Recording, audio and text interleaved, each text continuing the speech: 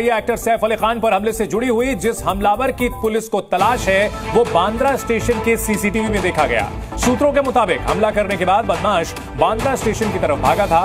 Police अब बांद्रा से चर्चगेट और विरार स्टेशन की सीसीटीवी की जांच कर रही है। पुलिस को आरोपी के लोकल ट्रेन से भागने का शक है। इस वक्त ये बड़ी खबर आपको बता दें तो ये वो शख्स है जो सैफ अली खान के ऊपर चाकुओं से हमला कर उन्हें घायल करके सीढ़ियों से उतर करके भागा था और उसके बाद अब उसके बांद्रा स्टेशन पर सीसीटीवी में मिलने की खबर आ रही है और ऐसे में पुलिस पड़ताल कर रही है। तमाम सीसीटीवी खंगाले जा रहे हैं। रेलवे स्टेशन से उसके सुराग मिले हैं और पुलिस अब आगे उसकी पकड़ के लिए, उसकी तलाश के लिए सबूत खंगाल रही है। बांद्रा स्टेशन के सीसीटीवी में नजर आया है ये आरोपी। लोकल ट्रेन से आरोपी के भागने का शक है और ऐसे में चर्चगेट और विरार स्टेशन की सीसीटीवी जांच की जा रही है।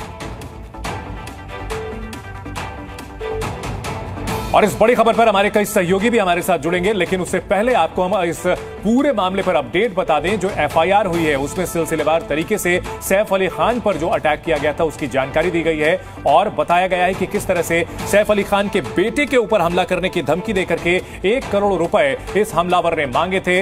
हमारे सहयोगी भी हमारे साथ इस बड़ी खबर पर जुड़ रहे हैं। राहुल हमारे साथ हैं। राहुल, क्या जानकारी मिल रही है? बांद्रा स्टेशन पर अगर वो देखा गया है और वहां से कहां कहां वो भागा हुआ हो सकता है?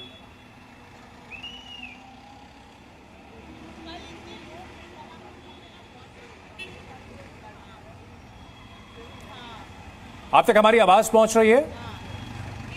विशाल हमारे साथ जुड़े हैं। विशाल, क्या जानकारी मिल रही है इस पूरे मामले को लेकर के?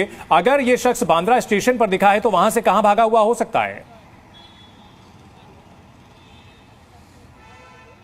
देखिए, अभी 30 घंटे के ऊपर इस घटना को हो गया है और अभी तक जो आरोपी है उसको उसकी तलाश में जुटी हुई है पुलिस।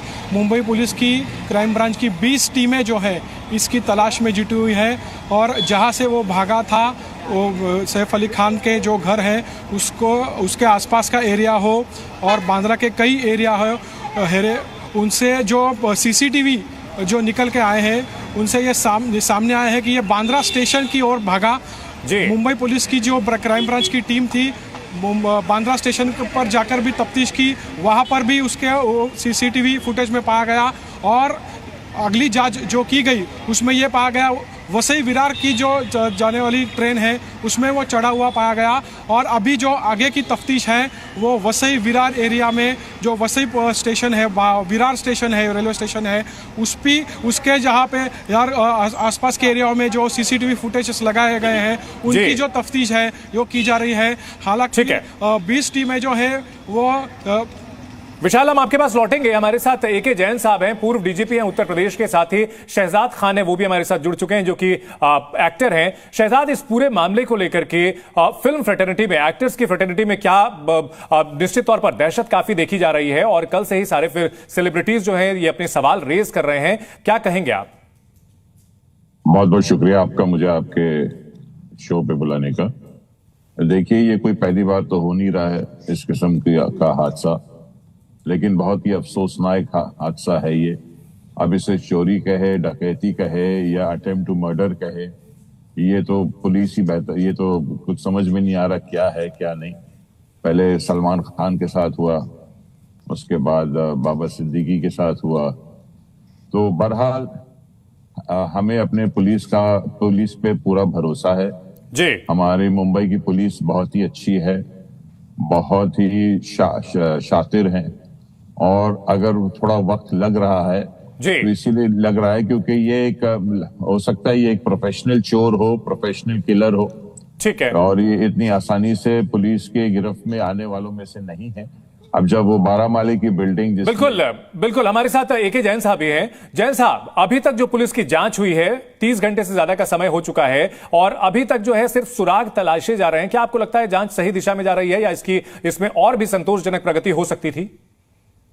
नहीं, जांच सही दिशा में है। सबसे पहले तो जो ये अटैकर है जिसकी वीडियो फुटेज मिली हुई है, 6th फ्लोर पे जो वीडियो फुटेज मिली है, वो उसके आधार पर सबसे पहले तो इसको पकड़ा जाना चाहिए। इसके पकड़े जाने से ही सारी जो है स्थिति स्पष्ट होगी। इसकी मोबाइल की लोकेशन कहाँ थी, कहाँ से ये चला, किस प्रकार से इसने प्लानिंग करी या इनके घर का कोई कर्मचारी उससे मिला हुआ था, बिल्कुल। बगल की बिल्डिंग का कोई में उसको एक्सेस कैसे मिला था, वहां पर तो कोई इसका परिचित नहीं था। ये सारी चीजें वही बताएगा जब सस्टेन्ड इंटरोगेशन होगा जी। क्राइम की टीम जब उसको इंटरोगेट करेंगी, और क्या इसका कोई पूर्व आपराधिक इतिहास भी है, कब से मुंबई में रह रहा है, क्या है, पूरी सब इसकी पूरी इसकी हिस्ट्री शीट तैयार होगी तो सब पता चल जाएगा। ठीक है। सर, हमारे साथ हमारे सहयोगी अश्विन पांडे भी जुड़ चुके हैं। अश्विन, 2:30 बजे के करीब सैफ अली खान पर अटैक होता है और बांद्रा रेलवे स्टेशन पर सीसीटीवी कैमरे में नजर आता है। सुबह लोकल ट्रेन अगर बात की जाए कितने बजे चलनी शुरू होती है और बीच में कितना समय था 2:30 बजे से लेकर के जो कि इसमें यह शख्स वहां पर बांद्रा स्टेशन पर रहा हो सकता है? आपसे हम लौटेंगे। एक बड़ी खबर आ रही है एक्टर सैफ पर हमले से जुड़ी हुई। सैफ पर हमला करने वाले की तलाश काफी तेज हो चुकी है। मुंबई क्राइम ब्रांच की टीम अलग अलग जगहों पर रेड डाल रही है। पुलिस की टीम आरोपी को मुंबई से सटे वसई और नाला सोपारा इलाके में ढूंढने के लिए पहुंची है। इस वक्त ये बड़ी खबर आ रही है, सैफ पर हमला करने वाले की तलाश में वसई और नाला सोपारा, जो कि बिल्कुल सब अर्बन इलाके हैं मुंबई से सटे हुए, वहां पर तलाश की जा रही है। मुंबई से बाहर भागने का शक है और हमारे सहयोगी अश्विन पांडे हमारे साथ बने हुए हैं। अश्विन, जो पहला सवाल मैंने आपसे पूछा था, कितनी देर तक लगभग ये रेलवे स्टेशन पर रहा होगा और वसई और नाला सोपारा ही क्यों? जी देखिए, ये सबब का इलाका है जो मुंबई से बाहर पालघर जिले में आता है और जो ये आरोपी है वो बांद्रा इलाके में देखा गया, जहां से सुबह करीब 4:15 के आसपास ट्रेन जो है निकलती है वसई विरार की दिशा में। तो जो अभी तक सीसीटीवी तस्वीरों में समझ में आ रहा है वो ये कि इसने विरार की तरफ जाने वाली ट्रेन को इसने पकड़ा था और उस दिशा में ये निकला है। हालांकि ये विरार में उतरा है या उसके पहले नाला सोपारा वसई स्टेशन पर उतरा है, ये अभी साफ नहीं हो पा रहा है। इसलिए टीमें बाकायदा सुबह से ही वहाँ पर तलाशी अभियान में हैं। अलग अलग जो वसई विरार के पुलिस स्टेशन है वहाँ पर उसकी तस्वीरें भेज दी गई हैं कि हो सकता है कि उन पुलिस स्टेशनों में ये रिकॉर्ड का अपराधी रहा हो, क्योंकि अगर ये प्रोफेशनल चोर है तो जाहिर है कि अगर कभी पकड़ा गया होगा तो इसका रिकॉर्ड होगा, उस आधार पर भी इसकी जांच चल रही है। इसके अलावा जो फिंगरप्रिंट्स मिले हैं सैफ अली खान के घर पे, उन फिंगरप्रिंट्स के आधार पर जो फिंगरप्रिंट ब्यूरो है, बाकायदा एक विभाग होता है जहां पर ऐसे अपराधियों की फिंगरप्रिंट रखी जाती है जो अलग अलग वारदातों में पकड़े जाते हैं। तो यहाँ पर रिकॉर्ड की तलाश चल रही है कि अगर ऐसा कोई रिकॉर्ड पर अपराधी मिलेगा तो उसकी तलाश में आसानी होगी। फिलहाल अलग अलग कोशिशें लगातार पुलिस की जारी हैं, लेकिन 32 घंटे बाद भी अभी तक सफलता नहीं मिली है। जी बिल्कुल, और ऐसे में यही डर सता रहा है कि अब अगर कहीं वो मुंबई से बाहर निकल गया होगा तो उसे पकड़ पाना कितना मुश्किल हो सकता है। इन सबके भी शहजाद अपनी सिक्योरिटी को लेकर के फिल्म बिरादरी में किस तरह का डर है, क्योंकि यहां सैफ अली खान जैसे बड़े स्टार के घर पर एक शख्स घुस आता है, सिक्योरिटी को ब्रीच करता है, उनके बेटे के कमरे पर पहुंच जाता है, वहां चाकू निकाल करके रहता है। और इन सब के बीच एक बड़ा सवाल, अश्विन, क्या कुछ लोगों को इस पूरे मामले में हिरासत में लिया गया है या कोई गिरफ्तारियां हुई हैं? कोई जानकारी इस बारे में? जी देखिए, कुछ लोगों को हिरासत में लेके पूछताछ चल रही है, खासतौर पे जो उन लोगों से जो मजदूर सैफ अली खान के घर फ्लोरिंग का एक काम चल रहा था वो उनके घर पे आया जाया कर रहे थे। तो ऐसे में क्या उनकी मदद से ये आरोपी जो है वो आया हुआ है क्या, ये फिलहाल जांच का विषय और उस एंगल से भी जांच चल रही है। जी बिल्कुल, इन सब के बीच और शहजाद, जो सवाल मैंने पूछा कि जब सैफ अली खान जैसे सेलिब्रिटी के घर में घुस सकता है कोई चोर, सिक्योरिटी को ब्रीच कर सकता है, तो आम जो छोटे कलाकार हैं या मान लीजिए इतने बड़े सेलिब्रिटीज नहीं हैं, वो अपनी सुरक्षा को लेकर के कितने डरे हुए हैं?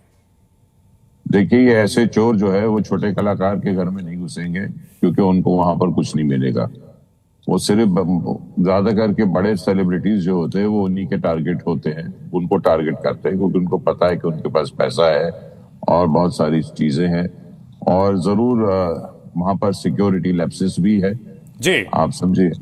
तो इन सिक्योरिटी लैप्सेस को ठीक करना बहुत जरूरी है और हर आदमी को सिर्फ सिक्योरिटी के अलावा भी खुद को भी अटेंटिव रहना पड़ेगा, सतर्क रहना पड़ेगा कि क्या हो रहा है क्या नहीं। बिल्कुल थोड़ी सी भी लापरवाही, जैसे बिल्डिंगों में अक्सर होता है कि कौन आ रहा है, वॉचमैन फोन करता है इंटरकॉम पे, ये उनकी बिल्डिंग में तो थंब इम्प्रेशन है और 3-4 लेयर की सिक्योरिटी है, उसके बावजूद भी ये साहब ऊपर पहुंच गए।